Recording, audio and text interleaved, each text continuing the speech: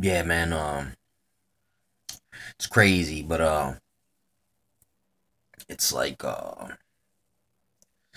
not it's not well known how like every power has its own private magicians and soothsayers and prognosticators and psychics and occultists and all these types just like this. I mean, one good example of this is supposedly Ronald Reagan. I think the year was and I can't remember what year it was, 80 maybe. Uh, Basically, his prognosticator told him he was like, or it was a woman or a guy, I can't remember for sure, but it's like, he, there was something called the 0 year curse. And this was from Tecumseh's brother, Ten Bears, that he put a curse on America that every 0 year that something tragic would befall our leaders. You know what I'm saying? Supposedly they broke this curse. You know what I'm saying? For instance, it's like it's not well known, but I mean I've seen it. I've seen a documentary on TV, but they've never showed this documentary again. Like I don't know, they didn't want to entertain people about the wrong things at the wrong time. You know what I'm saying? I guess maybe after the fact they were like, wait a second, let's not entertain people that we believed in this curse. You know what I'm saying? For instance, that's the big one right there. It's what they believe. It's not what you believe or I believe. It's what they believe is what is important. Because, I mean, like this famous occultist necromancer dude named John Dee. You know what I'm saying? Was this guy like this is dude basically was channeled from demons that about the New World Order, how to take over the globe, like way back in a long time ago. Now, I mean, it's on a Chris Everett documentary. I can't remember which one. Murdered by the Monarchy, maybe, or I don't know. Maybe it was Brotherhood of the Beast, Illuminati. Not sure, but it's just you wouldn't understand these how prevalent this is because they keep it us kind of like when you go to school or you go to you're a professional. They say, oh, that's superstition. No, that's crazy. Only radicals believe things like that. You know what I'm saying? But all the while, it's what it is they want to hoard, I guess you could say, is the dark occult, the dark arts for themselves. You know what I'm saying? To some extent. Uh, I mean, it's just kind of like the difference between astrology and astronomy. Astronomy is just kind of like, all right, okay, this astronomical event precedes this in a routine schedule. As opposed to when someone looks at the positions of the stars and tries to tell you who you're going to meet today and if you're compatible. Big difference. I mean, or, I mean, same thing, with your, your psychics and your, even some faith healers are working off the same kind of principle here. It's just prognosticating kind of, and taking advantage of people's superstitions. But then on the other side of it, you got something that is tangible where these people do receive these kind of insights. If you want to see a biblical example of this, there's a part when Saul, after Samuel dies, he sneaks off to see this witch of Endor and asks her to conjure Saul, and he does conjure Saul because, or he does conjure Samuel, because Samuel says, "Why have you brought me here?" You know what I'm saying? He goes, "For this, you're gonna die tomorrow," and that was his prediction. It was crazy though, because I mean, I try not to get too caught up in all these and these strange superstitions and omens and things of that nature. But I mean, at the same time, you don't want to totally cut yourself off to certain things because it does say that we're supposed to watch. If you can see the red sky in the morning, the storm's coming. So I mean, same thing. Some things are it's perception. Other things are kind of reaching. You know what I'm saying? When you're off into the reaching category, then someone can step in and bridge that gap for you, and now you have your own personal astrologer. You know what I'm saying? For instance, but uh, you got the magicians of Pharaoh that battled with Moses. There's one example of these things. You got the prophets of Baal that were loyal to Jezebel and fighting Elijah. And it's another. situation like that. Nebuchadnezzar, all the Nebuchadnezzar's men couldn't put Nebuchadnezzar back together again.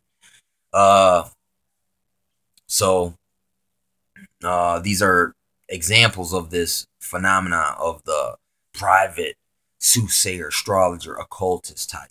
You know, like Nostradamus, he kind of got on in the world doing these kind of his readings for first, you know, you start off with your, you know, your closer people, but then as your renown gets out, they will consult you. They will look for you. You know, they will seek you out to ask you. Even, I mean, here's the thing. You know, it's like supposedly this part of the you got the AI, the doom bots, these bots supposedly that are in the computer, and they get to, they're like these little programs that run through and they collect data and they try to predict the future. You know what I'm saying? And now they actually have something where they're looking at people and they're going back and looking at your old stuff to see if you made any predictions that came true. So now they are actively like hunting magicians. I mean, I guess you could say, because a magician would have it. A true prophet would actually could have same of these some of these characteristics, because I wouldn't say you can't say the whole thing, but some of the characteristics, you know, that they might have advanced knowledge to things or strong premonitions, and now they're actually judging us and seeing whose predictions have come the most true. So I mean, it's crazy the day and times, and to some extent, Jade AI or Jade 2.0, I call it Jade Lion, AI Skynet, is actually itself is a Minority Report type program where it's trying to predict the future. It's trying to get preemptive strikes autonomously through its war game simulation schematic algorithm. I mean, I don't even know what to call it. I'm just trying to use names that work for me to try to explain it. You know what I'm saying? But I mean, they might not be technically accurate. You know what I'm saying? But you know, these are things that I have been predicting for a while. I'm like saying, man, it seems like this damn computer is getting pretty sophisticated at reading my mind. It felt like through suggestion. And then it kind of laid off me for a minute. And then every once in a while, I have a day where it seems like, the computer's just, it's trying to pry its way into my mind through any tactic. I'm not sure if this is the AI program or if this is the human element using the AI program and they're working in concert. Like, sometimes I feel like it's an eagle eye, like that movie where the kid's running from the from the machine, it seems like. And then it comes to find out, it is. It's a program. It's like some fucking self-aware, autonomous fucking machine who perceives like it's got to kill the humans to save the planet, basically, is what it boils down to. That was what its reasoning was. Same thing. All this stuff kind of ducktails and it flows in and out of one another. It's crazy, man. Some of these things, you know, that they try to dumb you down to, or they be saying that's heresy, to try to steer you away from, and then sometimes they'll call things that are superstition, or but it's a lot more common than you think. Really, what it is it's the same thing. Like it's derogatory. They try to use it so you will think, oh, that's nonsense. All the while they'll say, yeah, it's nonsense. But as soon as you guys part ways, they put on their black robe and bust out their black candle and their skull, and they meditate and do some dark sayings.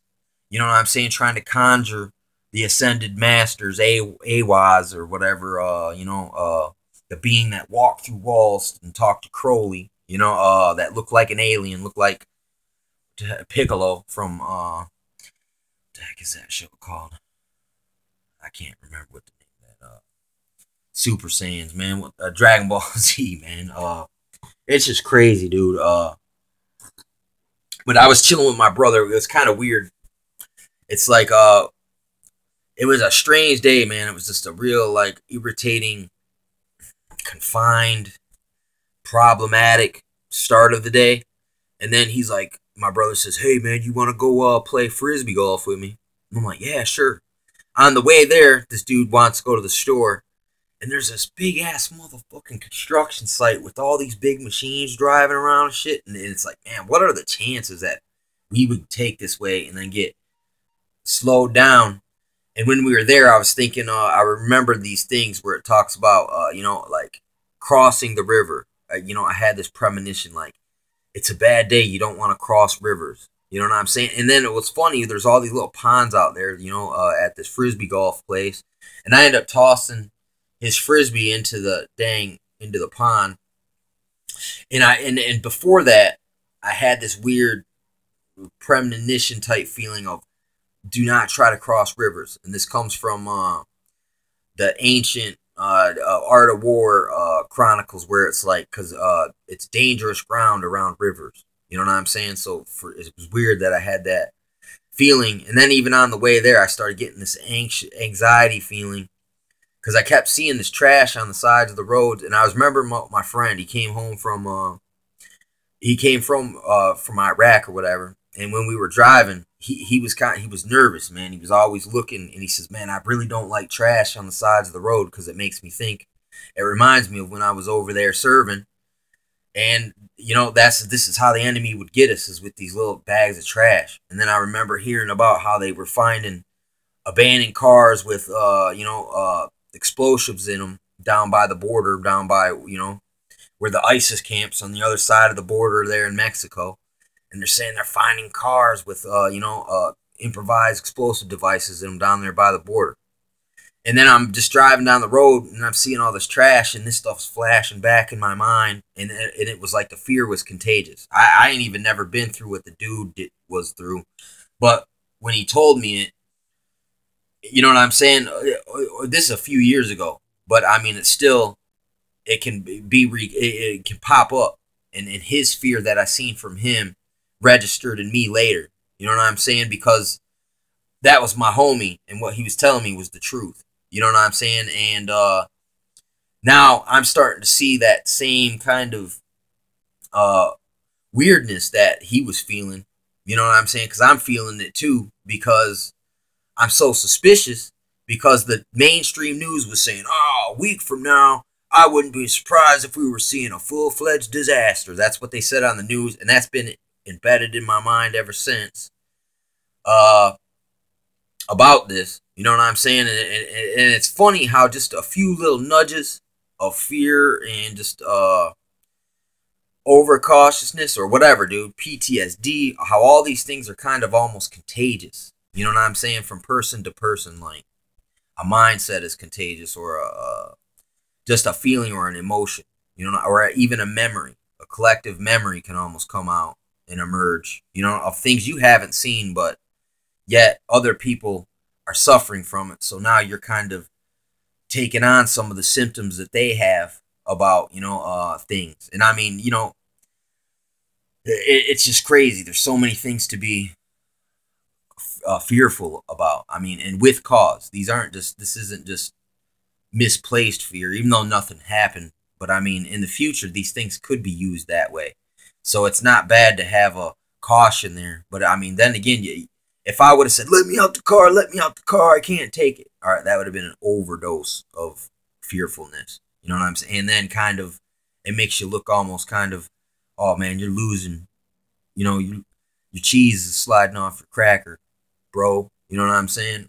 Type situation. But it's just crazy out here. And then, to see how real the danger could be, and then to also see how everyone's kind of oblivious, you know what I'm saying, to the possibilities, and even see that there has been traces of this. They may be trying to do something like this. You know what I'm saying? It's just, we live in very dangerous times, man. At any time, man, the political framework, the geopolitical situation can just totally fall down a slippery slope, never to return again. You know what I'm saying? Basically, and I think to some extent they want this society that I grew up in to go down the memory hole. You know what I'm saying? Because it'll be easier for the young to adapt to their neo-feudal technocratic dark age.